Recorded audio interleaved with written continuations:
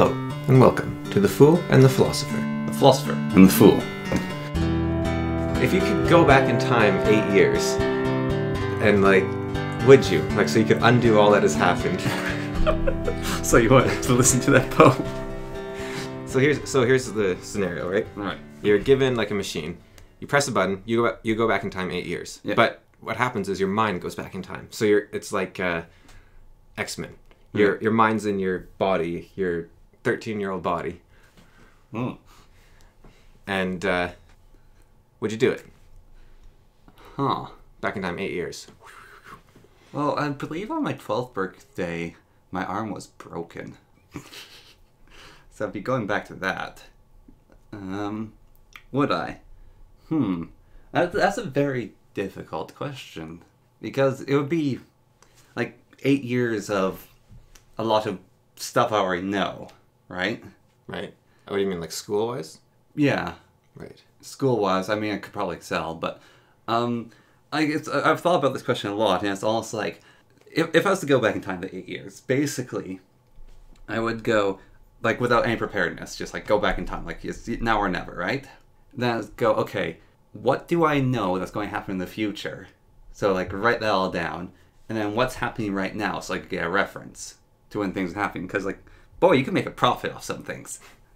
I have to, try to figure out, what stocks are going to rise, the whole Bitcoin bubble, get in and out of that.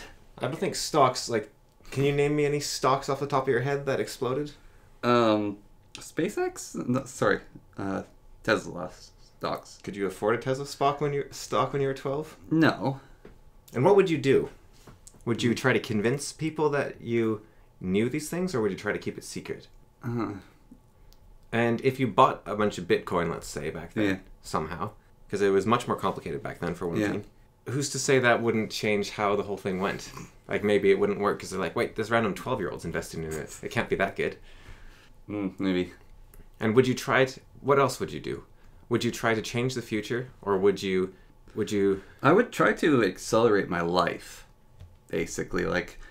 Knowing what I want to do and having the bit of knowledge I have, then I would focus into that so I could get to it earlier, basically. Let's have specifics. I have specifics, but it's my life. It's very personal. Animation, let's say. You like doing that. Would you have started classes sooner, or would you... But the technology is going to become so much better. But still learning certain base skills. Yeah. And working on them, I definitely would start sooner.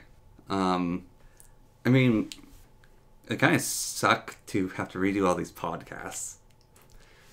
Yeah, well, I was thinking about that with writing my book. It wouldn't be written. Yeah. I don't really want to write it again. I'd probably write something else instead. Yeah. So I think redoing these podcasts wouldn't be you'd do different podcasts, if any at all. Yeah, no, definitely go through things differently. Also, when were you 13? It would have been 2012. Yeah. So you would have had could have been a good time to get into YouTube ahead of the curve, but I don't know how you would have, because we wouldn't have had any internet up here. Yeah. So that's probably out anyways. Yeah. I mean, basically, in some ways, I tried to accelerate my way through high school by already knowing a lot of the stuff. So you go back in time. Mm-hmm. It's 2012. Yeah. You immediately pull out a piece of paper. You're Yeah. okay, I got to write down my stuff that I know. Yeah. Buy Bitcoin. Well, a bunch of stuff, write down things that could happen. Like what? Go on. Well, We're having a conversation here. Come on. Try to, I don't know, almost, one of them would be to tell you to stop eating food earlier. Right. So, see how well that works. Yourself, stop eating food. Yeah. Me, stop eating food. Okay. Yeah, push forward this whole diet thing, so maybe permanent damage isn't done. Right. This is, let's see, when I was 13, so we were both in high school then. Yeah. Yeah. So, probably also, I don't know, because, sort of changing people's lives, but then never happened, right? I don't know, I'd try to prevent you from going to Victoria, maybe. Well, you'd be in elementary school, actually. You'd be your last year of elementary school. Yeah. I tried to, when that came along, I tried to prevent you from going to Victoria. Tell you, stick with your friends. Yeah. So there's that. But what about, grander scale things? coronavirus. There's one. Or what's like another big event? One of them would be, I mean, this is just one that I can think of off my head, is try to tell TP to be more careful. But it's like so hard to even say to people. Like, it's so hard to communicate to people. They sound like a loony. Well, here's the thing, right? That's the thing. There's people, like if you're preventing deaths, let's say, of just people you know, friends, family, celebrities, whatever, that you care about. Yeah. Can you? So, for example, I know a guy that killed himself. Yeah. How do you stop that? Like, you're not... You can't change someone else's mind. Yeah. You could say something like, you know, in your darkest hour, call for me kind of thing. Something like that. But people say that sort of thing, and I don't know how effective it actually is or how much they really believe it, because people like sleeping. But people also tend to be quite responsive, actually. Like, if you don't need your friends to have said that. If you phone them up and you're having like a really bad time, they'll generally be willing to listen. Yeah. But like, let's say like there's just like an accident, or they have a health problem. So people with health problems, can you actually fix that? Like, you're not a doctor. You can tell them they have the health problem earlier, maybe, but that might not change anything. But you can try at least, I guess. But then an accident. You can stop that accident, but who's to say you don't... There's not another accident, or you don't... Your interference doesn't cause... I think very quickly you would change reality to the point where having your knowledge alone would be enough to prevent accidents. Like, you wouldn't have to contact people that were, like, in a car crash or something, because... Like, I have a friend, she was in a car crash. She had a bunch of physical and mental damage. She survived, but it was... like a very long recovery period. She's still going through it. I could warn her like, hey, you're going to get hit by a car. Don't get hit by a car. First of all, it's like, oh, well, thanks. That's useful. But also, just by my mind being in my, you know, my 16-year-old body, I'm going to act differently. And those little actions, who knows, like, and then all of a sudden she's not in the same place and she like falls off a bridge when it collapses or something. Yeah. Well, I'm not saying it's a bad thing, and I'm not saying it's your fault. It's just accidents. It's very, your knowledge is going to become useless very fast. Besides your own personal knowledge of like mathematics and and also like skills, your own health needs and stuff. Mental development. I think history is very resilient as on a macro scale. Yeah. On the micro level, not so much, but like if I don't know, like you find in mathematics a lot, like whenever someone invents something, there's someone else that's already like invented at the same time. Like it's weird. Like people invent stuff in the same year. It's like boom, boom, boom, like all around the world. So I think like you're not going to stop Bitcoin basically, or you're not going to stop a hurricane, or you're not going to stop an election like a major like an election for like Canada, United States. You're not going to stop the prime minister or the president. But on the small scale, like your friends and family, I think it would have a fairly large impact. And also, like, accidents would be something that would be so... Because accidents are just random chance all lining up at once. And you've already thrown that in disarray, so you can't really plan for those. People with health problems, you can talk to them earlier, potentially. Like, hey, this thing. But that's about the best you can do, I guess. And, we could, like, warn our grandmother, like, hey, the health system has a mistake here for treating eyes. We could, is there like, I'm trying to think of like a really big natural disaster, and I'm just drawing a blank, and I'm wondering if I go back in time, it's like, all right, I'm going to save the world. How? Well, not how, it's just like, come on, name a natural disaster. Go back in time, and who are you going to warn? What are you going to say? Well, I don't think I could. It's like, there's like going to be some bad storms and some bad forest fires. But those always happen. But like a tsunami or something, like you could give advantage. Like, but I'm thinking like the tsunami in Japan in 2011. Yeah. But that's past year. Really. Yeah, we're going to 2012. Yeah. So can't be useful there. 2007, massive earthquake in Haiti. Yeah. Can't help there because that was 2007. I mean, there's this coronavirus, but how do you even? Yeah, and is there a point to warning about a mass infection either? It's like it's like warning about any disasters. Like, you got to prepare for it. We're preparing for a lot of disasters. We can't spend all our resources in one place. Yeah. So I don't know how useful it'll be, other than you could take advantage of it, like stock up in like toilet paper and then make bank turning it around. But that's just a little messed up. Mm-hmm. I mean, I would... Would you try to become a prophet, or would you... I would make money off betting on elections. Yeah? Yeah, I would take money out from the bank and then bet on who would win. But would you... how would you get money out of the bank? I would take out a loan. How? You're 12. Well, I mean, in the future. 14 stuff. How? Could you do that now? Could take out a small loan. Yeah.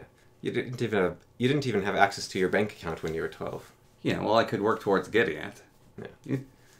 You'd have to work towards things. Feel like speculating about is one thing. It's figuring out every step along the way. I think that's the interesting part. Is like just broad stuff is like, oh yeah, I'd warn people about all the disasters, and what does that mean? So I think it's more interesting talking about the specifics. What is you're there? What do you do? So it's like, all right, first I take out a piece of paper. I write down everything I think that'll be important. Yeah. I write down... And I look up as much stuff as I can of what's going on in the world right now so I can better remember what it was... No, you don't get to. You're just going back in time immediately. Yeah, no, I'm saying when I'm back in time, I look up what's going on right now in the back in time. So... You can't look into the future. No! So I'm back in 2013. Yeah. And I look up what's going on right now in 2013. Why? So I have grounding. For what? Everything in the world. Why does it matter? So I can invest to make money. But how would that help you? Because you don't know what's good and what's bad. Like, you should know it already, or looking it up won't tell you. You can't look up what is going to suddenly make you a lot of money. I'm not looking up what's going to make money. I'm like, okay, is this a thing yet? No. Is this a thing yet? No. Give me an example. Well, the one was Bitcoin. Right. It's one of them. But you would just buy it. Like, you don't have to look anything up. I'd also look up... Alright, here's another one. I'd look up the current Dota League and which teams there are because I have to remember when some teams won. Right. So I could bet on teams. And how would that help you, though, if you can't remember when they won? Because I remember things by seeing stuff. So you'd look it up and be like, it was these teams. Yes. Right. So you're making money. Yeah. And that's it. No. You go back in time, you immediately start looking up Dota teams to see how you can make the most money. It's not just that. I can't draw these specifics, so I need to look up all this stuff so then I can start doing it then. Because I can't pull all this knowledge out of my head at one place. I use reference knowledge. I have to refer to things to remember stuff. Right, so what? You would look up what natural disasters are coming tomorrow, and then you'd be like, yes, I remember. No, I look up what has happened so I can map out points in my head. It's how I remember things. I don't think we're talking about the same thing, but that's no, fine. Well, no. Okay, right. So, I'm not in this room, right? Okay? I'm not in this room, and I'm just, somewhere else, downtown. I won't even think about this nightlight. Okay?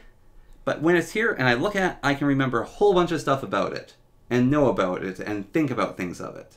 So, that'd be the same thing, is looking at what's going on, so then I can spread out my knowledge from then and there. Yeah, I don't think we're exactly talking about the same thing, because you go back in time. Yes. You want to warn the world about the supervolcano that explodes tomorrow, right? Like our time tomorrow. So 2020, April 22nd, a supervolcano blows up. The day after that, you go back in time to warn the world about it, but you don't remember it. So instead you look up Yellowstone. No, that wasn't it. Fuji. No, that wasn't it. Everest. No. Yes. And you have to look up every mountain on Earth. No, I don't have to look up every mountain. I look up one of them, and then it's like, oh yeah, it's this mountain in this area. I pull reference points in my brain. So what reference points would you look for? Just the volcanoes in general, and then the names of them. It's like, yes. Okay, but pretend supervolcano didn't happen now. Now, you go back in time right now. What references are you going to look for? What's going on in the world at the bloody moment? Yeah, but what does that mean? What do you want to know? Do you want to know the economic situation? Do you want to know the political situation? Do you want to... I want to know what technology there is currently in the world. I want to know... So what do? You type into Google, what technology is there in the world? No. I look, okay, what is, like, I look up, go onto Amazon and look at computers, okay? Okay. So what kind of computers do we have? Okay. So that's one thing I look at. Okay. And see, okay, this is how far the I go on to, I look up what video games are out. Yes. So I can see, okay, there's this video game, there's this video game, and then I'll go, all right, oh, that video game's not out yet. Okay. Because I can't find it. So now I can write down, oh, this video game's going to be great. Okay. Or something. And then I can write down other stuff off that. Okay.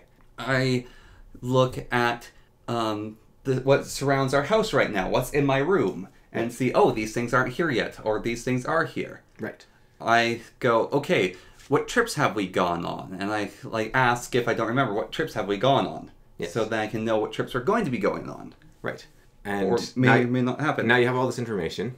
Yeah. What do you do with it? I try to take what advantages from it I can. Yes. But see that I don't know, because I have a terrible memory for the past. So I don't know what advantages I can take. I'd have to come up with them then and there. Okay, we were doing really good. So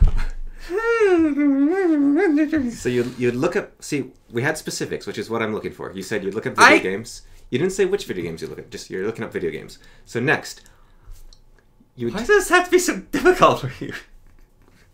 So you're looking up, so you want to take advantage of the situation. Yeah. But just because you don't know which advantages you can take doesn't, like, you're not going to try to, you're not like, there's going to be a very large crowd in Boston on the whatever day. I'm going to release a chemical gas on that day to, like, kill everyone. You're not looking for those kind of opportunities, I assume. No. Okay, so you are looking for something. So you want to make money. That's one. Yes. You're going to be betting on games. You're going to be betting that you know about. You're going to be writing game reviews for games that haven't come out yet and then selling them and being seen as a profit.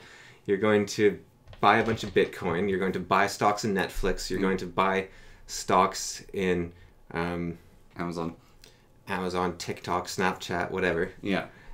Even though you couldn't afford any of them. You're going to make a fortune off of that somehow. Yes. And then right.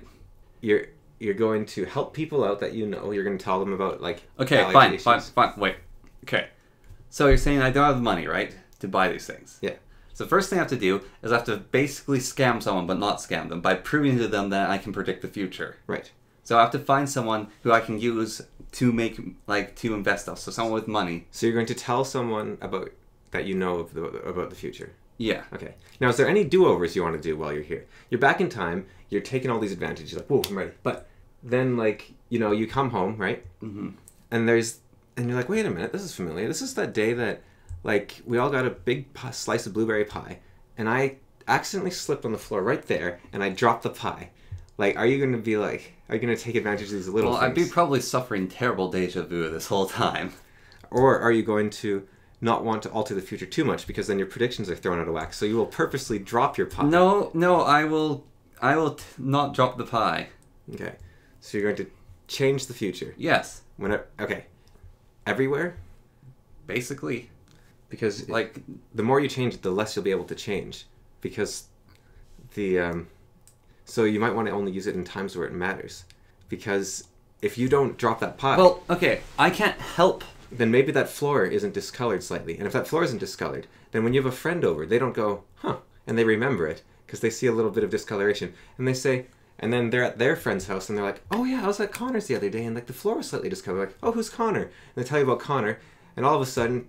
your blood brother, who you met through this mutual bond, who saved you in World War III, Well, see, I could just... in the Antlion Wars. I could just seek that person out. Right. So you're like, my blood brother hasn't contacted me yet. I must find them. Yeah. Right. So you'll try to, like, make up for your altering the... Yeah. Okay, now how would you know what benefits you? Well... Because also, here's the other thing. Actually, let's do that one first. How would I know what benefits me? Yeah, like, how many accidents have actually turned out to be good things? Not many. Right. Because most accidents I've had, right? They teach you a lesson, right? Like, most mistakes you make in life teach you a lesson. I've been taught that lesson. I don't need a refresher course. Right. So I don't have to do those accidents, and I can do different accidents and learn more lessons. Right. Okay. Now, you're making all these alterations, and people start noticing you have this charmed life. And they also notice you're making a lot of money from investing in everything right. You start getting the notice of, like, investor people, and your sponsor is like, oh, well, I better tell people about it. I've got the golden boy on my side. So... I'm good until I'm 21! Are you sure you want to, like... My sponsor be a really old person. But are you sure you want to reveal that you know about the future? Well, I only know about for a limited amount of time. Yeah. But you could like become a prophet. You could go on the news and be like, I know about the future until 2020. Like, give me all your money and I can guide you. Okay, I have a question for you quickly. Yeah. So, once I get back to the point where I went back in time, yeah, can I use that machine again? No. Because I could gather and prepare for using it again. Then I could gather and prepare for using it again. No, it's a one-time thing. Okay. So, the other thing is, like you said, the podcast would be a lot of work to redo. Yeah. There's a whole lot of life you built up, friendships you built up, creations. Would you be willing to do that all again? If you can gather all your somethings, and put them into one game of pitch and toss, and lose it all, and build it up again, and never breathe a word about your loss. And never breathe a word about your loss. Right, so you'd be willing to chuck it all the advancements you made, all the friendships, the bonding, even if there's a chance it might not happen again. Yeah. What was that expression? Was that doubt? Yes. I would need to consider. And consider. This is like a lifetime of consideration. Well, you got the button right in front of you. You're gonna press it. 10, 9, 8, 7, 6. And there's a second button that if you press it, it'll knock a kid over, but it'll give you $1,000 and it's beside that button. And the buttons are so small that you actually have to hit both at the same time. Or neither. But if you don't press them... By pressing this button, I'd be giving up everything I have now. Yes. I'd be giving up the future. Yes. Of everything, because I will change everything so irrevocably. Yeah. That I won't get to live the life that I was going to live. Yeah.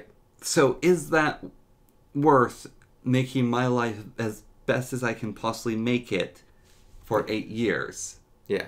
You're also ruining everyone else's lives. It's pretty selfish in a way. But on the other hand, they didn't have those lives. Yeah. Well, they kind of did, because like... Well, it's like you're like an extra lumpy raisin, basically, in the raisin bread. And every raisin that touches you, like, gets lumpy. But it is, like, fine, because the other... Split the timeline. Yeah. Well, no. It's all, like, a solid piece. Like, I think thinking of time as a particle is wrong. It's more like a wave. Or, like, time isn't a line. It's a bulbous tuber, like a... It's like a sweet potato. Sure, we'll use your metaphor, why not? But... still, splitting the tuber. So I think... No, you don't split it. You move to a different point on it. So you're like... So time is like a circle, right? Yeah, okay, no, I've got your analogy enough, I understand. You don't need to explain. You have like a string of sausages. I don't need you to explain, just... And you move from one side of the sausage to the other. But you're still on the same sausage. What? Okay, what would I press this? Like, you see that Lego mech right there that you made? Yeah. You would have to make it again. No, I would make something else. Exactly. It's gone. You're going to miss that mech. Because you don't like taking apart your Lego stuff. So this is like taking it all apart. Yeah. In every way. Plus there's like other situations. So let's say you know these two people. You know, they get together. They have a bunch of kids. Like, I don't know. There's a lot of situations where this happens, actually. Two people get to know each other. They get together. Mm-hmm. They have a kid. They get divorced. You go back in time. Mm-hmm. You could tell them, hey, you're not right for each other. But in doing so, you get rid of their kid, basically. But maybe their new kids are better. I think I would do it very selfishly. But also, like, tell your rich benefactor about it. Well, that's selfishness. Right, but the problem with that sort of selfishness is that you involve the rest of the world. Like, do you want a secret selfishness or an unsecret selfishness? Like, do you want... Because, like, you could just, like... You know what? I'm going to ace all my tests in school, and I'm going to not drop that blueberry pie, and that's it. I'm set. It's the same life, just a tiny bit better. Or you could be like, and I'm going to have cars and airplanes, and I'm going to have an empire of wealth, and I will turn this city into an empire, the seat of my throne, and I will rule with an iron fist. I think I'd do the minor changes. Plus, the other downside you have to consider, well, there's a lot, but like people that have kids, if they press this button, they lose their kid. Yeah. And from what I've heard from other people ask this question, they choose not to press the button because they wouldn't give up their kids, even though they'd still have a kid probably, and it's not like they're... This is what I think of it, right? I don't think of it as time travel. I think of it as teleportation. You're moving to a different point in time and space. So your kid is still alive. They're just over there now, and you're just visiting your other kids from your other wife and your other family. You're like a sailor through time. So do you want to cheat on your wife temporally? Like the other you's already doing it, so like you might as well like also like otherwise your other you's getting all the, because if life is a game, right, then the cheaters are the ones who are winning. This is like wanting to reload a quick save, right? Right. But you find out your quick saves 8 years ago. Right. Or it's like, you know what it's like? It's like you're playing XCOM. Yeah. Your one soldier just got an impossible shot that killed like a really dangerous creature. And then next turn, one of your soldiers died, but your quick save was before that impossible lucky shot. So it's like, I'll get my soldier back, but I'm never making that shot again. Can I like make up for that? Yeah. I think I can wait 8 years to pick up where I am. Yeah? I think I can redo stuff. And would you do it on a big scale or just a small scale? Like just kind of... I think I did medium. Yeah. So I tried to make my life better, and I tried to like change some things that could like be beneficiary to me. Right. But you wouldn't try to like stop any hurricanes or... No. Or warn people about any tornadoes? No. Wouldn't lift a finger to stop the busload of babies that... Yes. Crashed into the sun? I won't lift a finger. That's like a whole other question, isn't it? Like, are you responsible for something if you have the power to stop it? Because... Well, there's an obvious thing like, oh yeah, I remember people getting on the Titanic was a really dumb idea. Yeah. Then I might like say, hey, no, don't. Yeah. But then again, how much can you even do without sounding like a raving lunatic? Yeah. So I try to stop people that... But if you're right every time, people start listening to you. Yeah. You're like, they're going to have Piranha Plant and Smash. And people are like, what? But then Piranha Plant and Smash, and you're like, I told you. And now I only have like 1 year left of my prescience because you guys had to wait so long to believe me. I could have been telling you the future for 8 years. But no. You had to wait until Smash Bros. Came out. I think like people that were into sports would do a lot better. Although like you're into Dota. I don't know how long you've been into it. But, yeah. But like that would help. But like those people Well, elections also. But elections happen so rarely. Like those people that are like, yeah, I know, I've memorized like every game of like whatever league. It's like, oh yeah, 2013. So first game it's going to be these guys and these guys win and these guys win and these guys win. And then you're like, okay, you can tell the future. You just have to go through one season and you're like, man. Yeah. So those, they would have a huge advantage. Yeah. That was another complication I thought of. I exist in a cloud of nebulous general knowledge, and I need reference points to find my way through it. Yeah, but I don't care about that. It's more like the specifics. Or no, I want you to take the general miasma and like funnel it. But we did that, so I don't know. Yeah, but also I don't really want to talk about the like funnel down because that's very personal in my own life. Right, and that's not what a podcast is for. Well, no, it's more that's mine, not yours. Yeah. Right. Well, what about you, eh? Right. Well, first of all, you can't legally date until you're 26. So that's a downside you didn't consider. Although we're in Canada, so 24. Just moving to Japan. It's still 16, I think. Maybe. Like, anyways. And that's not a solution. The point is, you're way more emotionally mature and mentally mature than all these people. Yeah. You could manipulate them to pieces, and it would be... I don't think it would be good. Because, well, first of all, you could, like, you could toy with people super easily. And the other thing is, even if you waited, you could, like, save them, like put them, I think it's called grooming. Like you'd put them like in a freezer for later, basically, where you're like, oh yeah, we like each other. Oh, I'm always there for you. Like, and then like years later. never thought about it like that. Okay, that's a little disturbing. Like, this is a problem though, because you would be like, oh, I really like that person. And you could have complete control over them. Friend-wise or lover-wise. Because you've got 8 years on them, and at your age, that's a lot. Like, if this was like a 40-year-old person going back in time 8 years, it's not as big a deal. Yeah. Because their friends will be able to handle it. But, like, especially you, like, going to, like, 12, 13. Yeah. You've got a huge advantage over these people. These people are barely sentient, and here you are, like... Like, they've only been sentient for 6 years. Didn't consider that. No. So you have to be almost careful with how you interact with these people. Yeah. And, like, me, I have it easier because they're 16, 17, whatever. Yeah. And, but that's still, like, I think until you're about... I think maturity in all aspects goes up incredibly fast until you're about 21. So you're almost done. Yeah. But then it keeps going up fairly fast, but it slows down until you're about, like, let's say 25. And then after that, it still keeps increasing, but it's, like, quite a bit slower. And on the other hand, it's building on itself. So it's like a sphere inflating, like, really fast and slowing down.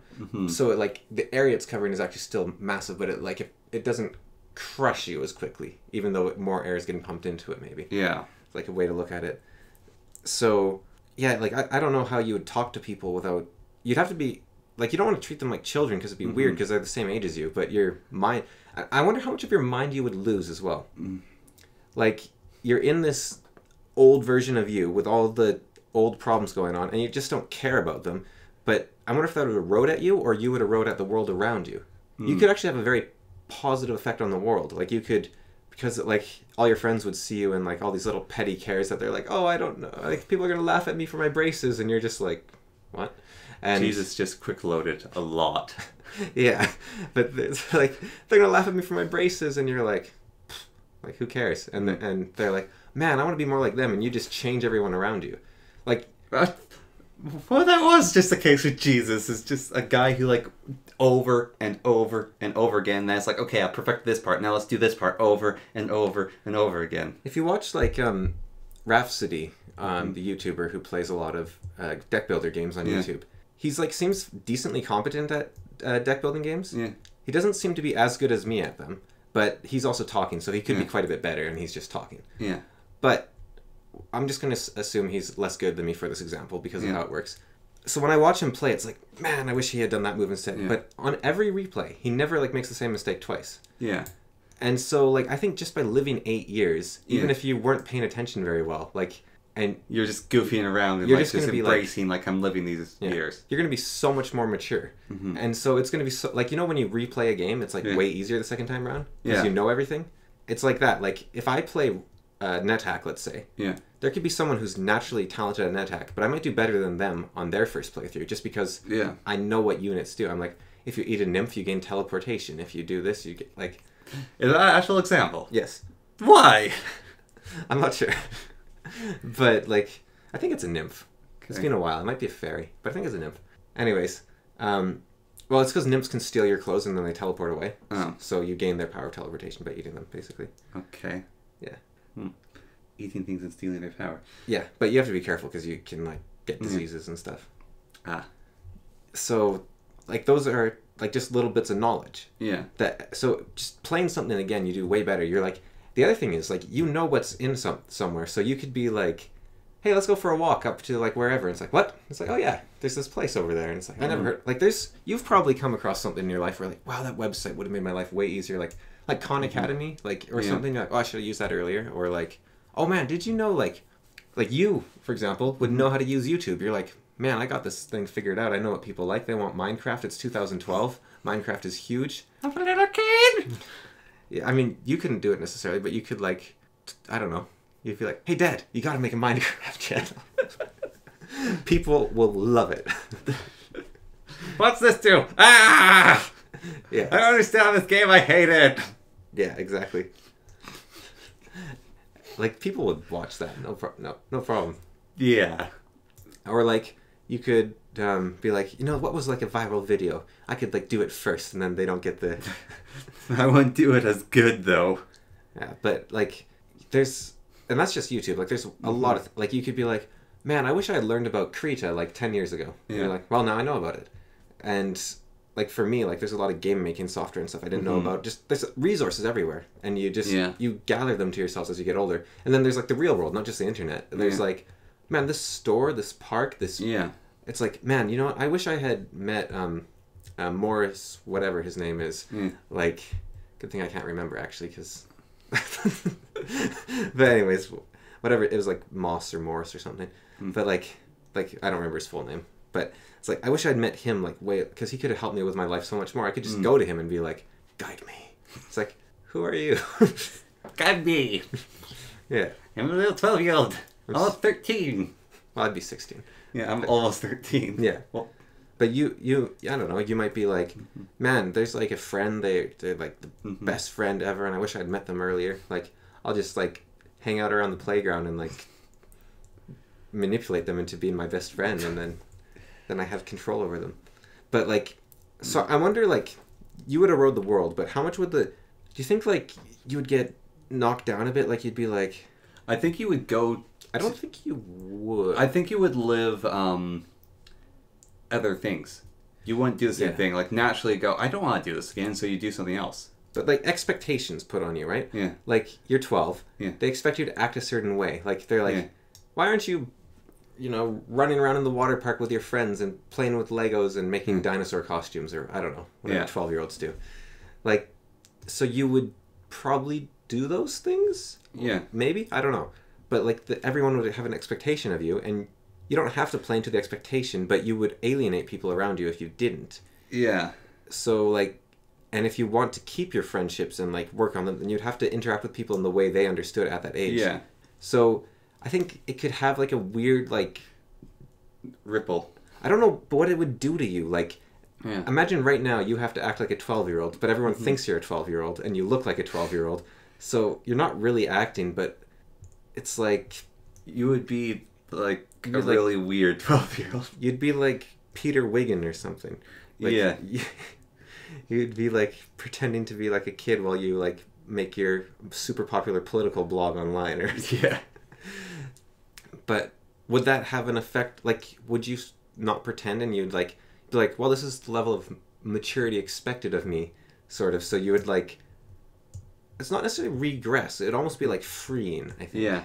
In a way. Take the opportunity to use it. But it would feel like being, like, naked or something almost, I think. And also there'd be the issue of, like, you could... If you go too far, then you start seeing... Like, you're like, oh yeah, act like a 12-year-old, act like a 12-year-old. And they're like, you're 16 now. It's like, oh yeah, dang it. 16, what's 16? Yeah. And, like, you don't have to act exactly. It's just, like, people would invite you to parties where you do 16-year-old things or 12-year-old things. Like, you go to a 12-year-old birthday party, you're going to do 12-year-old games. You're not going to do 20-year-old games. They can have overlap, but... Yeah. Yeah. You'd feel kind of like a spy combined with, like, a... I don't know, like, you'd feel like a spy that was naked or something. You're just, like, no one notices and you're just trying to blend in. You're like the secret naked person in a dark room, and everyone has to figure out who it is, sort of. And you're just like... Yes, I too love the rustling of my clothes. Yes, my socks are red. Come, let us talk about our favorite cuts of fabric. Yeah. And, like, ideas that you've come to through, like, like, let's say this podcast, The Infinite Staircase or something. Yeah. I go back in time. And I'm like... Do I start again, or do I just do something else, or do I, like, try to write down that idea and capture it and then, like, become a prophet to the people and be, I bring you the infinite stair. And, like, fully formed from a moment of inspiration. Makes Jesus seem even more like a save scum sort of, or not exactly, just, like, going back to his old saves because he kept losing them. Yeah. He's bad at saving. No, his game just kept crashing. Yeah. And... I think also, like, you could... But I think you'd be a really... Overall, I think it'd be a very positive effect on the people around you. But the biggest problem for me would be, like... I don't know, right now it doesn't seem bad, but sometimes I go, like, oh, another 8 years, sort of thing. Okay, so the next question related to this. Right. How many years would be too many? Is there a number? Like, would you go back in time 16 years? would you go back in time 20 years? Would you... Like... No. Because I... Like, for my... Oh, if you had, like... No, go. For myself, like, I took a nap when I was, like, 8. Yeah. And it was really unusual circumstances. Like, I don't normally, like, nap like that. Especially when I was 8. I was just, like, emotionally exhausted and very tired. Yeah. And I went to sleep in a stranger's house. And I woke up and, like, my world had kind of changed. And ever since then, I've wondered, like, is everything since I was 8 like a dream or something? Like, so if I went back in time to then, I'd be like, oh. But on the other hand, I'd be like, yeah, I kind of expected this. But I would just be like, oh man, I have to, like, redo everything. And you know, like, you know when you play a game again and you're like, oh, I have to skip through the opening zone again, sort of thing. But on the other hand, life isn't like that. It's full of infinite possibility. Yeah. A game is too. You could, like, hop backwards the entire time. But that doesn't actually change enough. But in life, I think, like, I could be like, you know what? I don't want to be friends with those people this time around. I'm going to be friends with these people. But I think that's also, like, just harming yourself out almost in that way. Yeah. So it's like, it's like, oh man, so let's see, on this day I did this, and I have to do this again, and then, because you'd be like, guess what, class? And everyone's like, oh, what? Tomorrow there's something very special. And they're like, what? And you're like, it's pajama day. And they're like, what? And you're like, pajama day. Like, nothing's a surprise. And you're just, I think if I woke up 8 years old, I'd try to jam a spanner in the works as soon as possible to throw the world into disarray, to keep things interesting. So saying if you were forced into this? Yeah, or if I just went back in time to, like, 8 as well, I'd be like, okay, what do I have to, like, really maybe I'll, like, run away for, like, 4 days or something, I don't know. I need to, like, reset everything. I don't think that'd even work, because the teacher wouldn't care. Yeah. I'd have to, like, bite the teachers. I don't know. But even then, she might forgive me. Like, it'd be really hard to actually... That's the kind of... Problem is, like, your own life you can control, but, like, the rest of the world is, like, kind of inexorably just moving forward. Resilient. Yeah. Like, you'd have to really work at it. Mm-hmm. You could, like, stare at a wall for, like, a year, like, and just have your parents, like, you know, they could put you in, like, an insane asylum or something, and then that would throw your life on a different path. Or you could, like, shoot a person and, like, that fallout might help a little, but, like, I don't think that would be a positive effect on your life. No.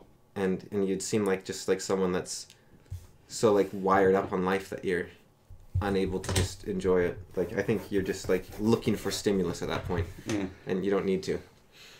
So how many years? How many years is... Yeah. And what's an ideal amount of years for you as well? Well, how many years, like, it's more 2 points, and I don't want to do the quick math. Yeah. But the max for me would be, like, 5 years old. Yeah. However, like, ideal-wise, it's almost like, I would like to live this whole life. Yeah. And then... No, but from now. Yeah, but I'm saying ideal-wise. Yeah. Like, live this whole life, and then if I had the offer, then I would like to think about, do I want to redo it? Yeah. Because I really do want to see where this one goes. Yeah. But, like, right now, what would be the ideal age to go back to? I mean, like, there's... It's interesting because, like, going back to yesterday, yeah, why not? But then, like, 4 days ago, you'd have to record that video again or whatever on your channel, and then, like... But then a year ago, it's like, well, I can take a new path almost. But maybe that's not enough. So it kind of, like goes up and down, the desirability, I think. Yeah, ideal... If I... It's weird, because, like, going back one day... Yeah. Would be also kind of annoying for me. Yeah. But if, like, I had to go back one day, am I also... Like, you have to go back in time. It's like, okay, I'll go back a minute. Yeah. But it's really because I'm also, like, why not jump in, like, head first? Yeah. You know, and, like, okay, go back to when I'm 12. Yeah. Yeah, why not go crazy? And just... Yeah. It's really hard, though.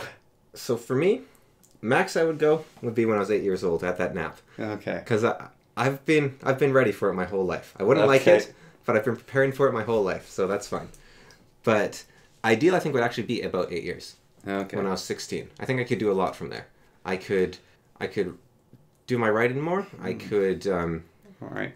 Actually, thinking of that, sorry to interrupt you, I'd probably go back to when I was 15 ideal. Yeah. Because I could fix a lot of things. It's not too far back. Yeah. And I could start things earlier. Yeah. That's my thought too. And I could, like, get on the health train earlier. And I could like, work on autonomy earlier and a lot of different things. So I think like 16 would be pretty good for me. And there's some stuff with friends I could say to them instead, like, which would be good. Yeah. Like Martin, I could say to him, I missed him. Mm. Yeah. Miss you, bro. Miss you. I mean, you're still around. It's just I didn't see you for a long time. We see each other now. It's just I could have started that a whole lot sooner. Yeah. Like we kind of fell out of touch for like 6-7 years. Yeah. When we didn't need to at all, because we're like really like we're not similar, but we're like two Lego bricks. We're like You like a lot of the same things. You click. yeah. Mm-hmm. Yeah. Yeah. Yeah. Ideal-wise, I guess. Yeah. Love you, man. Like 15. Yeah. To not 15 years, but to like 15, maybe 14. Yeah, I think like I don't know. I think right. So a similar scenario, but totally different. A portal appears in front of you. Yeah. A knight in shining armor stumbles out. Yes. Reaches out his hand towards you. Come with me. No. There's a world of adventure to explore. What? When? Where? So for me, I think I'd ask for some ID. Yeah. Explain. There's no time. You'll get magical powers. Ooh. Sure thing. You won't be able to return for 2 years. Cool. You might die. Right up. All right, come with me. Off we go. And then you're like in just some like small dungeon. Yep. And like he's like, heh, he laid. That's why I'd ask for ID. Mm. But yeah, would you take the chance and just go? Well, if he needed me. If he said he needed you, that's Yeah. different. So if they just said it, you'd go. Yeah. Right. See, I'm pretty like risk averse, but on the other hand, like there's some things in life that I think you should just like. There's some opportunities you can't miss. Yeah, you have to take the chance sometimes. I think. So I think like someone gave me the button, just like it appears and I'm like wham. It's just like don't think twice. Like I can do that. I've jumped off a cliff several times. Yeah. And like it's a scary, exhilarating feeling when you shut off your brain and do something completely Stupid. contrary to what you should be doing. Yeah. I imagine skydivers. I think that's the joy of skydiving is actually that feeling. You are falling. You are falling. You are falling. No. Jesus Christ, you are falling. It's not the falling. It's the forcing yourself to jump out of an airplane. Yeah. It's the define reason. Well, I mean, there's that part where you jump out. That's the fine reason. Then your body's going, what the hell are you doing? Like the first time you skydive. Yeah. Like, why I'm saying that is the experience of using, those Tarzan swings? Yeah. So when I was in Costa Rica, massive Tarzan swing, like one of the biggest ones in the world. And it's like lean against this thing, like sit here. And it's like a lot of people are like, oh, I don't want to do this. And I just like one time was like, okay, I'm going to just go with it because I know it's safe. And then it dropped me, and it's just like when you're falling for the first bit, you're like, oh my. And then when it catches you and starts swinging, you like have a lot of fun. Yeah. But just that bit of falling, like it's very much your body's like, you absolute idiot. Like that's just your body from the sensation. I think like the feeling of just jumping without any safety ropes. You're just like, you just go head first. It doesn't have to be head first, but just that it's ultimate freedom in a way. Yeah. And it's a great feeling. I think so. Free skydiving. Yeah. Well, I think that would like if you're gonna kill yourself, right? Like climb a big old mountain and like climb Mount Thor and jump off. Like, Ew. like you might as well have a time of it. I think. Crunch out. The thing is, though, they find that that moment of freedom, I think, actually does exist because When you're falling, you count. Oh, yeah. well, what I've heard actually is a lot of people that survive suicide attempts of any sort immediately regret it because they're like, wait a minute, those problems are all dumb. It's like, oh, they're going to tease me for braces in school sort of thing. Like, it just doesn't matter. You're just like, you're free. The all new bungee noose. You just let go and you're like, oh, yeah, like, all my problems are fictional. And I am free. And like, so I think you're like, press this button, I have to redo everything. I'm going to lose friends. I'm going to lose family. I'm going to be responsible. I'm going to feel responsible for things that happen to people around me if I do or do not act. I'm going to have to. Well, like I was waffling. Yeah. Like a lot. Like, oh, go back. Oh, don't go back. Go back. Don't go back. But if I had the button, I'd probably hit it. I'm going to live another 8 years and. But the problem is if you don't press that button, you'll regret it. You'll think about what could have been. Yeah. But if you press it, you'll think about what could have been. Yeah. But or what was. Like, it's gone. Like, you'll make people disappear forever. Yeah. Like, because you will have ripples, at least on a small scale, that will stop relationships from forming, that will start new ones. Like, people that are less than 8 years old, or in your case, like 5 years old, just, they're gone. Yeah. And even, I mean, like, the combinations of DNA that make up a person, just the random chance of conception, you could have a totally different person. I assume. That'd be interesting, actually, to see. If you, like, if there's, like, a 5-year-old or something, and they're exactly the same, you're like, huh, so it's slightly deterministic. Yeah. And what if you learn something that's entirely deterministic? Like, you remember watching, like, a poker game, let's say, and you watch it again, and it's exactly the same game. And you're like, I guess some things are deterministic, because... But they're not determinate. Like, it could still allow for random chances, just the random chances already being played out.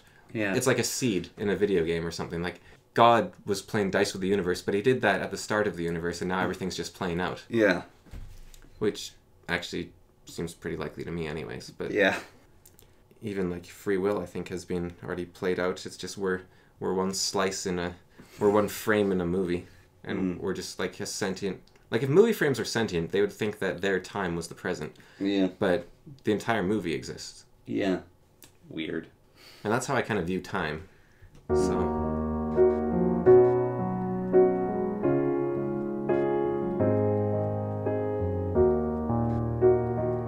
How do you think you've spec'd out? Oh, you mean, like, from The Game is Life? Yeah. I really like that idea in some ways, The Game is Life. I disagree with it, but... Well, I mean, I don't know if The Game's Life is the way it is, but, like, life being a simulation is possible. I don't know, like, when I was a kid, I mean, I still have this idea sometimes, but I had this one thought of, like, the heaven that was explained to me seemed really lame. Because, like, oh, it's just this, like, really nice place sort of thing. And it wasn't even fully explained, but it's just, like, heaven's, like, really nice. And it's, like, where you go when you die, you go heaven. And it has to be good, because it has to be worthwhile. And so I had thought that, alright, you die, and thump, you're up in, like, heaven, right? Yeah. Fluffy clouds everywhere. And you're there, and then thump, like, your best friend's next to you. But they look a little different than what you remember. And thump, you're like, your mom's there, and she looks a little different. But you know who they are. And then you, like, remember tons and tons and tons of different lives. And you also remember being in heaven. And then you go, alright, let's try that game now. And you, like, point over and it's like, fantasy world. And you go with this group of people. And you're like, alright, let's go in. And then you're born. And then you go through that and then, boom. You're like, oh, that was a fun one. Want to try a different one next time? You want to help me with this raid boss, Charles II? He's just, like, taking over the whole server, and we got to kick him out. It could even be that. It could literally be that. Actually, Charles I. Yeah. Yeah. It could be that. It's like... That's why I thought of heaven. Right. Like, that was, like, a weird, almost, like, mix of Christianity and Buddhism. You get to play again. Right. But you get to choose what you go into next, and you get to remember everything. Right. So, but you choose you have a character creator? Yeah, well, like, you could have one, or it's just, it injects you. Like, it injects your personality, who you are in that heaven sort of thing. Right. But I've also thought, like, oh, maybe there's a character creator you can sort of choose. Like, actually, I would like to be a Chinese peasant girl in the 12th century. Yeah. And you say, okay, let's do that now. Let's try that one. You just sort of like a general seed, or maybe you could go into more detail. Like, who knows? It's heaven. Right. So you're... But, like, heaven's sort of like the server room where you wait. It's like the waiting room. Yeah. For the next game. And that was my view on heaven. It sort of still is. Like, it's one of the things that makes the most sense to me. It makes sense. It doesn't mean it's real. Yeah, I'm saying it makes the most sense to me. Yeah. It doesn't mean it's real. Yeah. And so I've also had the thoughts, like, the game is life, like, they spec into it and they have a certain amount of points. And my thoughts are, if this is a game of life, this better be my first playthrough. Because I feel like I've min-maxed terribly. I mean, it's... Maybe like, the me who, like, built this character has some grand plan I haven't figured out yet. Or maybe they're an absolute moron. Right. And just, like, rolled at random. But, so, what do you think you spec'd into? Right, well, the reason I find that idea, I don't know what you would call it, unlikely to a certain degree, is that positive characteristics tend to clump together. So someone that is intelligent will probably, well, they're not more likely to be, but you'll find that intelligent people also tend to be like healthier and better looking and stronger, and like people tend to get the whole package basically. There's not really min-maxers on Earth. Well, I'm saying you do get like the scrawny like geniuses and the dumb strong guys. Well, but maybe those are the actual players and everyone else is the NPC. But there could also, in the game as life, of course, the players actually buy their points. So if you don't have many points, you might live as like as a baby whose mother died or whatever. In games life, you also buy luck. Like, you have no luck, so your character could get killed by a car hitting them. Yeah. Like, you could have a brilliant genius who's super good at everything, but they didn't invest in any luck, and they, like, die in childbirth. So the question is, how did I min-max, or how did I spec out? Yeah, that's actually, like, how did you, like, min-max? I mean, this is almost the same question of, like, put yourself onto a D&D character sheet. I think, like... Although people are usually... I probably gave up the ability to eat most foods for the ability to roll sixes on six-sided dice. And so, you know, I'm very good at risk. Do you even roll sixes on six-sided dice often, or do you just think you do? Well, I've wondered about that, because there's the availability heuristic where you tend to notice things that happen. Yeah. And of course, you also you remember the games where it did happen. Yeah. So, like, I can give anecdotal examples. For example, my dad was playing a game of Risk with a bunch of his friends, and he was losing quite badly. And then he was like losing so badly, he's like, "Cameron, you're rolling for me." So I came over to him, and I started rolling for him, and he started winning. So there's like stories like that, and I tend to get a lot of sixes when I'm playing Risk that I notice. But then if you look at like Warhammer or something, it tends to be all over the place. Yeah, and like last night. Well, last night there were six-sided dice, but they didn't have sixes on them. Ah, yes. And I'm pretty sure the blank spots were where the sixes were supposed to be. Okay. So every time I did 0 damage, I was actually rolling for a 6. Okay. But yeah, in Warhammer, it seems to go all over the place. And like in D&D, I have like my killing die and my crit die. And they actually seem to be fairly consistent. That could be the dice. Mm-hmm. It could also be like... what you notice with them, like when they don't do that then.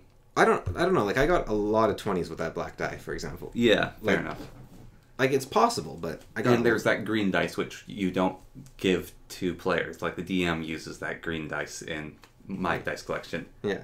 And I think that could also just be recognizing the properties of the dice. Like, it could actually just be that die rolls more 20s. It's not balanced well. Yeah. And I noticed that. And you can actually choose what number you roll to a fairly decent extent when you're rolling, like, 6-sided dice. 20-sided dice is a bit harder, but you can still choose a rough... because the numbers tend to be... the low numbers are on one side and, like, the high on another. So it's kind of... you can kind of choose there. But so you cannot... when you say you just have to roll right, you're actually, like, aiming to? I don't, but I can. Like, a 6-sided die, you can kind of choose what number it is. Like, I'm not very good at it, but I've practiced at it before, and with just a little bit of practice, you can choose what you get fair... like, I would say, like, 2/3 of the time. And then people will make you use a dice tower. Yeah, like, that... I think there's a reason, like, craps where you have to throw the die, like, across the entire thing. And it bounces on the wall. Yeah, because... and even then, I don't know if I'd trust the players. Like, you practice that enough, and I bet you could get more than 1 in a 6 chance at what you wanted. So I think I roll more than average, but I would really need to see, like, a breakdown. Yeah, when you go to heaven, you get all your missing marbles back, all your missing socks back. Yeah. Well, I'd love, like, a stat book, really. Yeah, like, no, and you also get to see your dice rolls. The really interesting thing about the Blood Bowl video game, the second one, is you can actually look at your dice spread at the end of the game. And you can be like, man, I just wasn't on that day. And then you're like, oh, I got like 30 of everything. Yeah. Or you can be like, wow, actually, like sometimes, holy cow, it's like you got like 40 ones and like 15 sixes, and you're like, yeah, that was a rough one. I also find that I tend to do worse when I play games on a computer rather than physically, like Risk or something. So, I don't know. It seems to be that way, but availability heuristics there. But also, you're going to have people in the world. Like, if you look at the stars, they're not a grid, right? They're clumped together. There's going to be people in the world that just roll better. Yeah. And it doesn't mean I'm one of them, but it's possible. So not being able to eat food is... Yeah, but I think, fair trade-off, because risk is important. I lost my ability to write, like, the sensible letters, right? So I got rid of that, and I traded that in for being blonde. Careful there. And one guy just had to go and ruin it for everyone. I actually gave up my blue eyes, but I then did a little min-maxing trick where I took light gray eyes so they look blue most of the time.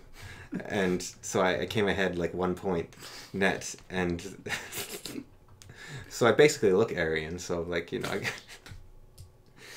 but no, actually with the blonde hair, it's not like anything related to the Aryan. It's just, I think, it's like, I think it's the rarest hair color.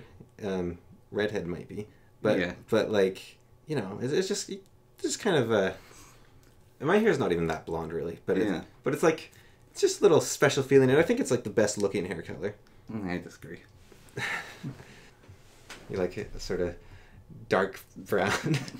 I actually like light brown. Yeah, your hair's not light brown. No, I like light brown hair the best. Odd. But yeah, I think blonde's like the best looking hair color. And most blonde people I've talked to thought the same. So I think like the reason that it's like in a minority but it hasn't died out is because they're keeping it alive. That's my theory. But then they're all like interbreeding, so it's like this secondary race of blondes. Careful. Like, they're all Norwegians. Yeah. But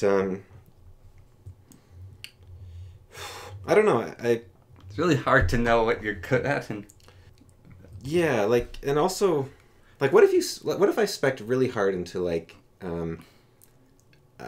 synchronized swimming, let's say. Yeah. And I've just never done it in my life. So yeah, well, that's the game of life. They talk about that. Is like, not only do you have to spec into that, you have to spend points to make sure people make you notice that. Like, yeah. Because like you could be really good at something and never do it, so you have to like also pay points so an NPC will come along and mentor you in that thing. What if I'm like the best synchronized swimmer on Earth and I've just never tried? Mm-hmm. Like, or not the best, but like the most potential or something. Yeah. But I think that people don't actually have to worry about that because you tend to do things you like, and the things, and not only do you tend to do the things you like, you will find a way to do them even if you don't have the opportunities normally.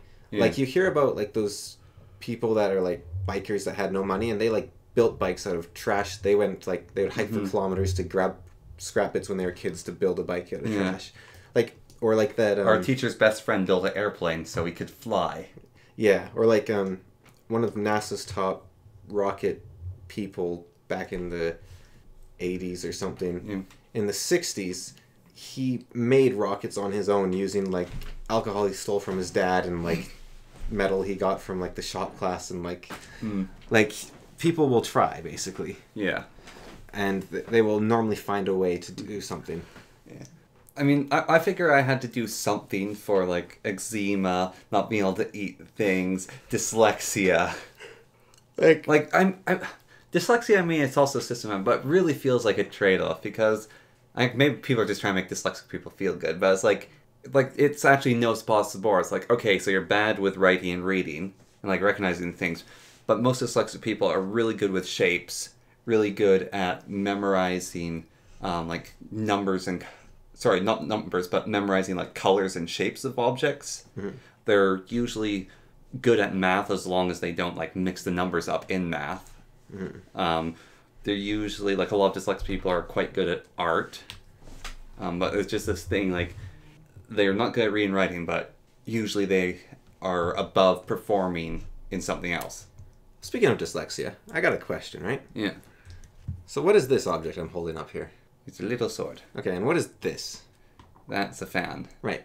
So you can tell that this is a sword and this is a fan. Yes. So why can't you tell apart like a A and a B? Too thin. Too many of them together. So if I had like a bunch of little fans and swords, and they're far more basic. Right. So can you read Egyptian hieroglyphs easier? Or like, I mean, for me, or is it the regularity that's the problem?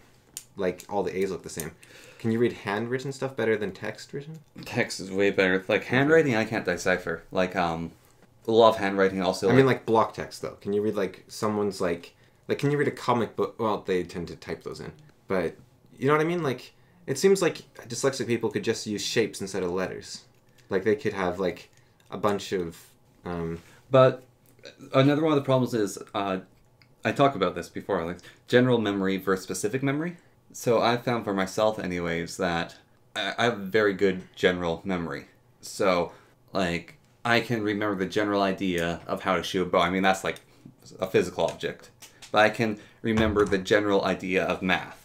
Like, I know you can do this with math. I might not remember the specifics of how to do that, but I know the general idea behind math. Right. So I can do that. Like, when I was learning math, though, in the first place, like, adding numbers together, dividing, subtracting, I had to work on those so hard to finally get them. And then, so they're, like, I basically turned them into general knowledge by using them so much. So, like, during a test, like, in biology, it's like, okay, I do not know the specific answer here. However, I do know what this does, I just don't know the words. So I'm going to describe everything it does. Whereas someone like my friend would go, oh, this is, like, he would write the 5 words that are required. Like, it does this. Where I go, by doing this thing, it does this thing, which makes the cells go up and down, which makes them spin, like, all that stuff. Right, but what's that to do with the text? Like... What has to do with the text is, so, learning to read and write is a very specific skill. You need to do it over and over again. And, like you said, it's repetitive. And, like, when I look at things, like my own writing, like when I'm reading for a long time, I lose focus of reading. Right. And, like, writing... I don't know how it happens, but I will be writing, and then I will keep writing. I'll thought I've written a sentence and it won't be there. Right. So what, like with shapes, it might even just be like your brain, like... Do you have troubles when you're drawing? Yes, I have troubles with drawing. Don't you remember the split ass on the deer? But, like, do you, like, just kind of think you're drawing and you're not drawing, or are you, like... Yes. But when you look at, like, a little sword, you see a little sword. You don't, like, forget it's a sword. No, I see a little sword, and it's, like, very basic shapes. So, like, why not learn Chinese, let's say? I mean, it's not really an option, but, like, do you think dyslexic people could do well with Chinese? Because, like, they have... Or even better, instead of, like... Or, like, if I showed you... If I did, like, a little test, right? Mm-hmm. And I was like, say what this is. Say what this is. Yeah. Say what this is. And I did that for an hour. Do you think you would, like, start losing focus? No. Okay.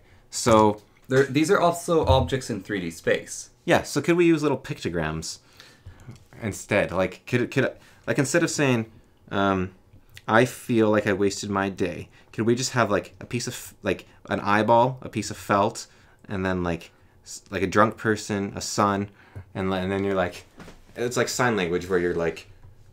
I really don't know. Like, this is one of the problems with dyslexia, is people don't know why it's like that. Right. Or could I go, I'm just, like, trying to remember what I've been told about it. Could I do this? Like, suppose this was a sentence, these 3 objects. Could I write to you... Fan, lockpick, caboose? Yeah. Could I, like, write to you in, like... It'd be far harder to interpret. Objects. It'd be a lot harder to interpret. You think? Yes. Like, what if this was an A, and this was a B, and this was a C? Well, then I have to remember those are A, B's, and C's. Well, okay. Okay, that's it, actually. That is it, actually. This is why it's hard. Okay. It's because this here is a fan, right? Yeah. Okay. This here is a vehicle. Yeah. This is a vehicle. This is a wheel. Yeah. This is a broken vehicle. Yeah. Wheel plus broken vehicle equals vehicle, or you can just say vehicle. Yeah. So it's... This, how, H-O-W, yeah, is a H, a O, and a W. Right. So they are entirely different than the word how. So it seems to me Chinese might actually be easier for dyslexic people then. Yeah, it could be. Because they have, like, a word for every object, sort of thing. But it also depends on, like, memory and stuff. Yeah, but, like, you had to learn this was a sword at some point. Yeah. So if instead of seeing the world, you just saw, like, floating Chinese characters. And I also wonder if Korean would be easier because it's consistent. Yeah. Because, like, English is very messy. Yeah. Well, like, the thing about English is sometimes an H and O makes a huh sound, and sometimes it makes, like, a or something. It's not inconsistent. It's just you need to know why they do that and when and where, and there's, like, a whole bunch of rules. Well, like, let's say Spanish, right? Mm-hmm. It follows rules. Like, it always follows the rules. but it still has like if you have like a tion that's shun kind of thing. Like I don't remember. It's not like that, but it has that sort of thing. Like English has that rule, tion is shun, and all of a sudden, wait, t makes a sh sound. That's weird. But Korean, if you see this shape, that is the sound it makes. Yeah. There's no modifier. Like that is its Korean sound. was built from the ground up, and it's kind of brilliant. Yeah. Whereas English, so I know most of the rules of English. Yeah. There's not actually all that many of them.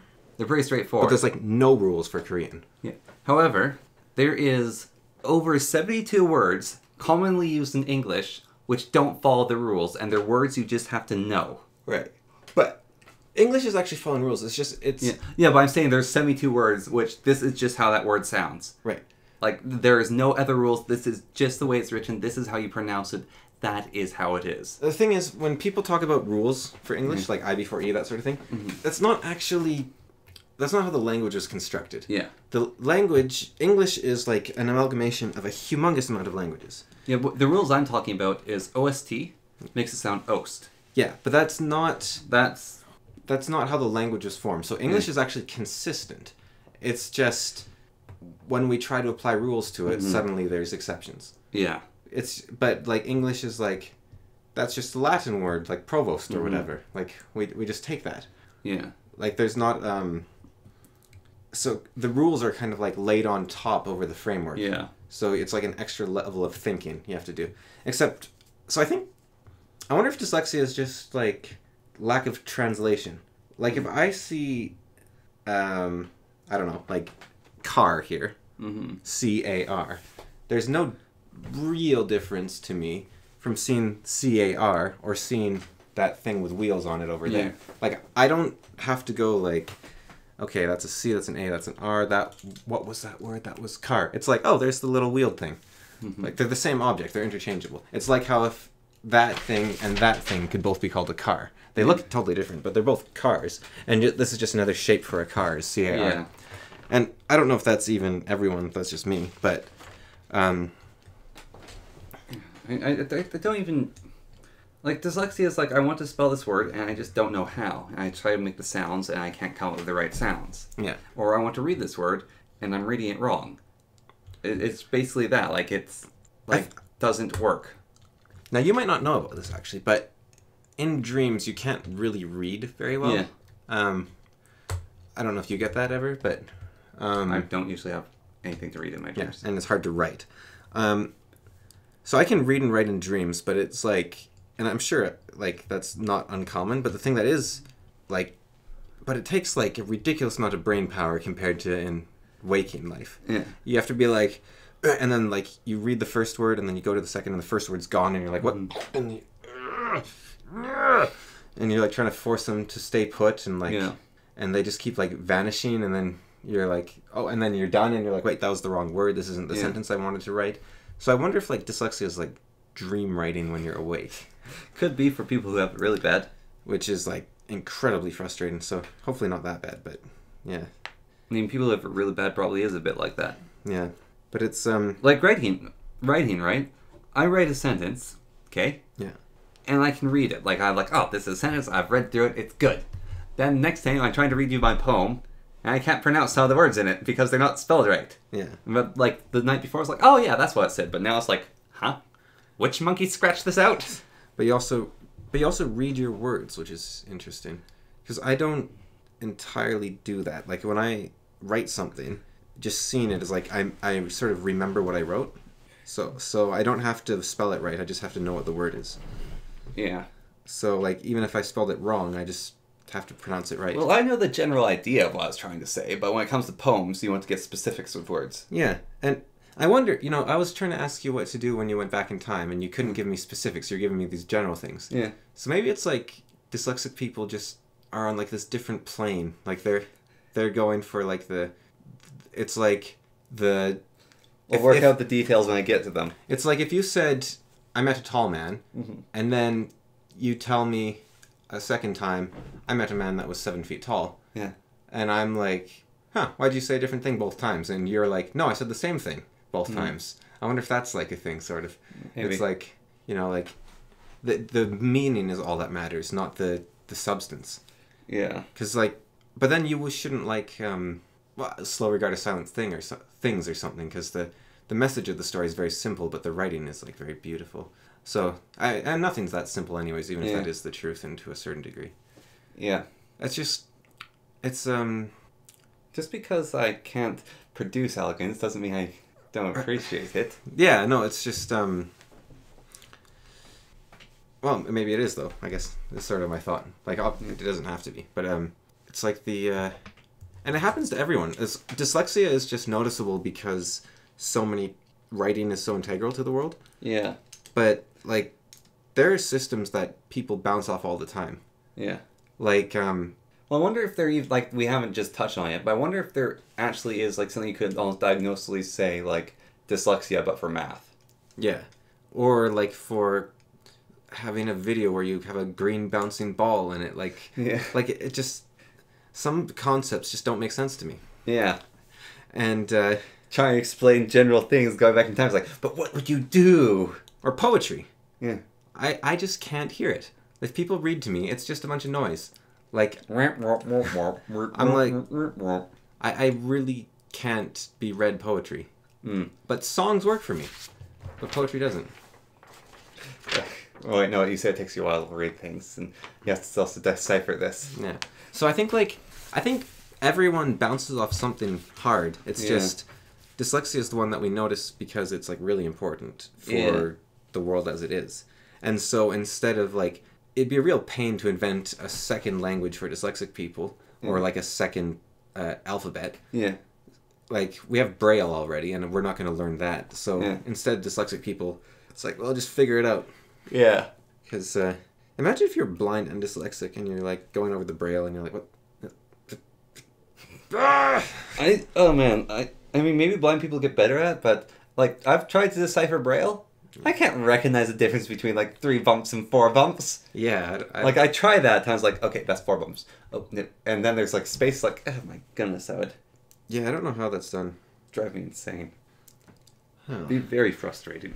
And it's just, like, I almost feel like sort of people do min-max, but like not in the way of like saying, oh, I have straight up strength, like you're saying, like it all gathers together. Yeah. But like almost like, and they sort of address this in games life, like at age 25, let's say, a man's going to come to you and give you $1 million.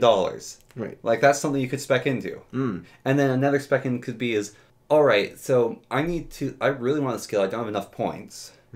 So I am going to make my character extremely, like, have a huge amount of avarice. Yeah.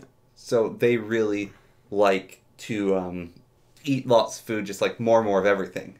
Yeah. But then when they hit, like, once they get into their 20s, let's say, I'm going to basically give them a mental trait to try to stop this avarice. Yeah. So it's like, oh, I have to stop this. So it'll always be in the background. Like, someone's min-max could be they're alcoholic. Yeah. But you can beat alcoholism.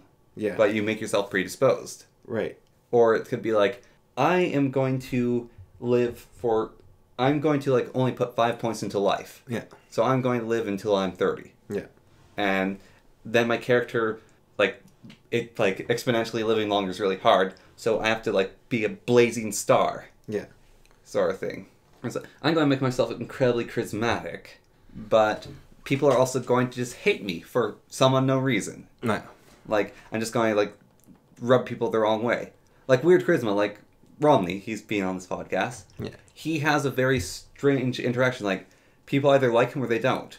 I know it's like, there's sort of, like, you can say that about anyone, but it's actually, like, a lot of people really like him. Like, he's incredibly charming, somehow.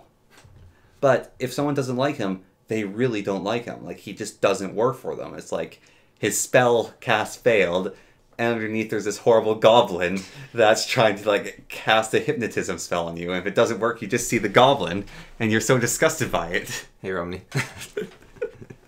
Hope you're listening. You little goblin. Well, it's just, like, it's almost like that, though. Yeah. And he also spec'd into... incredible memory. No, I was gonna say like, you know how like if you have like amazing hair in like RimWorld and then you put on a hat it disappears? Yeah. He has that like for muscles. Oh yeah, Yeah, his body mass. Yes.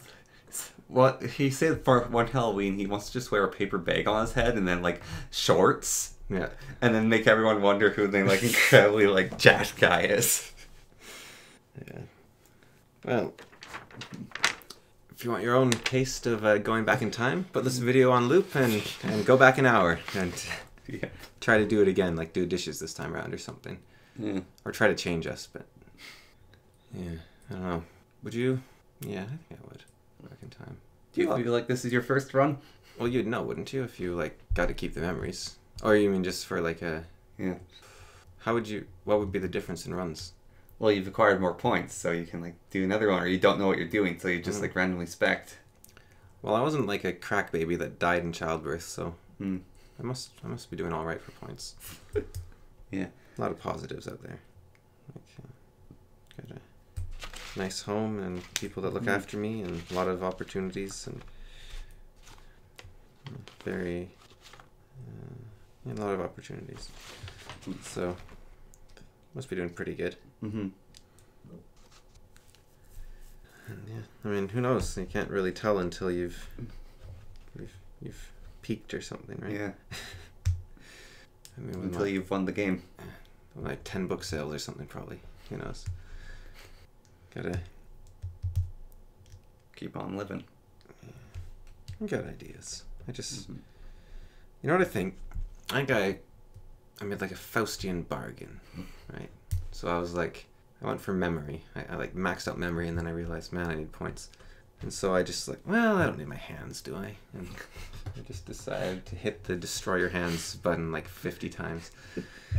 And now I'm like, now I'm just remembering all the stuff I can't do. It's a fool. Right. Well, but I like to be positive, you know. That's why I rarely am on the outside. I think sometimes, but I tend to actually quite enjoy my life as it is. I think so. Yeah. You just enjoy the sound of your own voice. I don't like listening back. But I like talking. Yeah. I don't listen to myself. I don't listen to you either. I just kind of talk. I like the feeling of my tongue moving. Flow is talking to other people for you. Yeah, basically, and just you should really like try getting into like interviewing or something. But then no, they would talk. Sorry, not. I should get into being interviewed. Yeah, that's what I meant. Yeah, you should try getting into interviews. Can you imagine like your entire like career and like personality that people know you for is doing interviews? Like they don't. Like, they're not interviewing you because you've done anything. So, like, you go and you sit down and they're like, hey, Cameron, hey, so you've done a lot of interviews, haven't you? Why, yes, John, I have. Thank you for asking.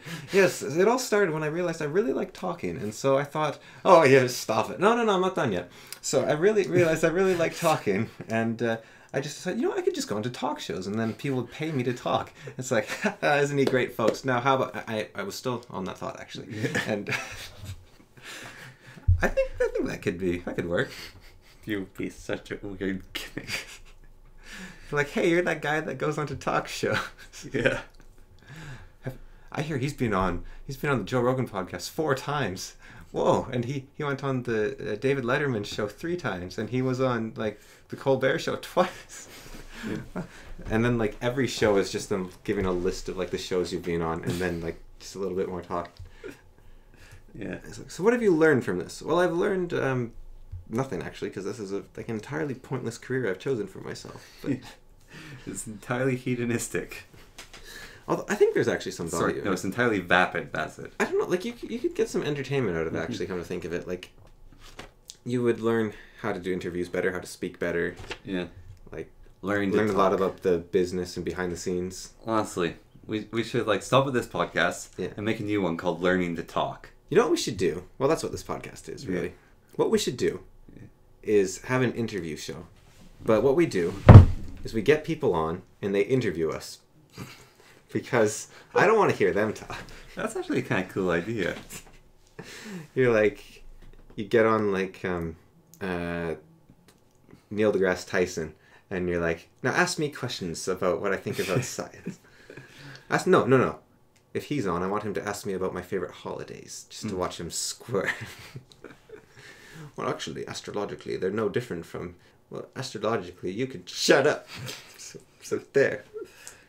You being silent is no different from you being talkative, because a neutron star is making far more sound than you just by spinning. Or something. I don't know. Just... Someone has an opinion. He's just a bore. Yeah. Except, like, I read one of his books, and he really loves the universe. Like, yeah. He thinks it's really cool. It's just, like, he doesn't have much for social constructs. Yeah. But I think, like, humanity, we live on several planes at once. We live in the physical world, but even more so, we live in the mythological world and the social world. Like, the physical world is actually a very small part of our being. Well. So I think when you remember someone, you honor them. But I think that when you honor someone, you are acknowledging the thing they did, but they didn't do it for the honor. They did it because it was honorable. So when people say, what do I want to be remembered for? What they're really saying is, where do I want to spend my honor? They're saying, I want to be kind. Not because people will remember me as being kind, but because I want to be kind. And so I think that people don't actually want to be remembered. I think they want to be honorable. No, I'm incredibly vapid. And I think that the honor is something for the people that are remembering them. And that's not said lightly, because there is a certain idea of immortality in memory. And also, you don't want to disappear from people's thoughts. Yeah. But I don't know how much of that is actually more than superficial. Like, for a person's own desires. Yeah. Because I think, like, deep down, most people don't actually care that much as long as they actually did the things they wanted to do. Yeah. It's my thought. Alright. Leave it there? Sure. Okay. Sure. Nice happy note.